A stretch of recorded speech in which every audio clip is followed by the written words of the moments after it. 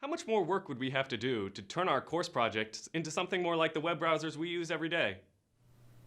That is a nice question, and it's great to see students enthusiastic about extending the course project.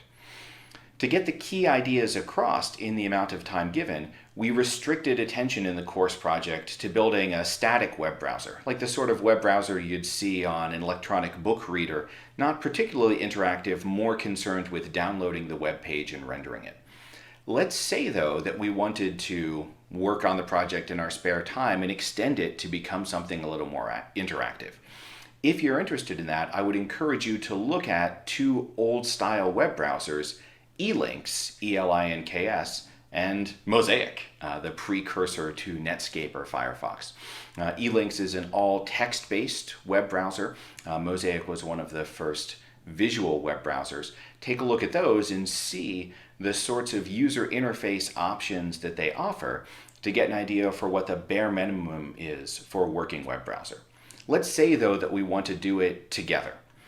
In my mind, the first step would be to add the ability to have the user click on links. We can already read in a web page. We can already render it out to a nice image. Let's say, though, that we didn't worry about back buttons, we're not worrying about bookmarks, no cookies, nothing fun like that, no form input. We just want the user to be able to navigate around the web by clicking on links. How would we do it?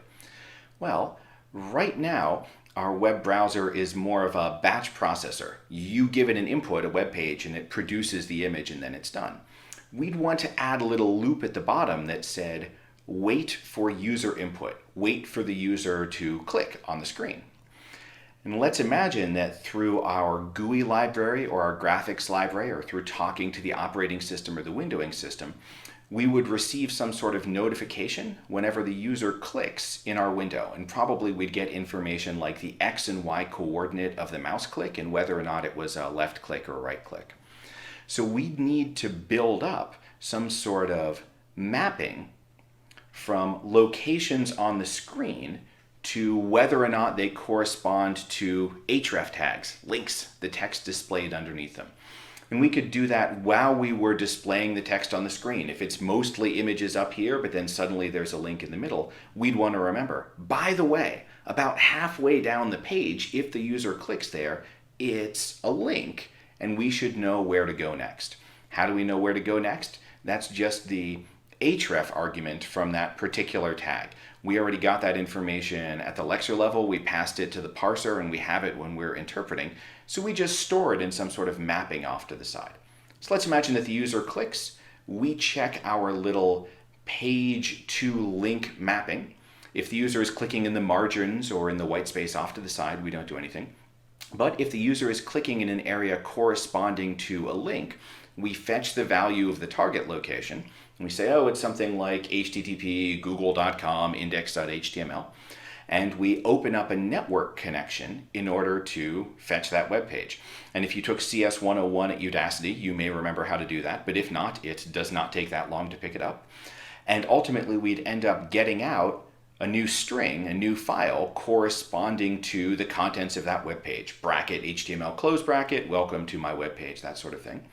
Then we just call ourselves again and render that new web page and display it on the screen, and then refresh our little mapping off to the side that maps screen coordinates to links. And if we had this kind of power, then the user could click and navigate their way through the web. And then maybe eventually we'd want to add things like a back button, which would just require us to store a list, even a list of strings, of places the user had visited previously. So you can imagine starting to add abilities like clicking to navigate through the web, going backwards, going forwards again, to the framework that we've already set up. And it would be pretty much as simple as adding a control loop to the bottom of our existing batch web browser. Now let me give you an idea of something a little more complicated under the hood. The graphics library that we're using to lay out text actually does a pretty good job of, if you're saying a lot of words, welcome to my web page, eventually we'll reach the end of the screen and it will wrap over to the next line, just like a word processor or a normal web browser. You might wonder, how do I do that? If I know the page is 8 inches wide and I have a lot of text, and I know how big the font is. It's a 12-point font, all of the letters are this wide. How do I figure out how many words to put on the first line, how many words to put on the second line, that sort of thing?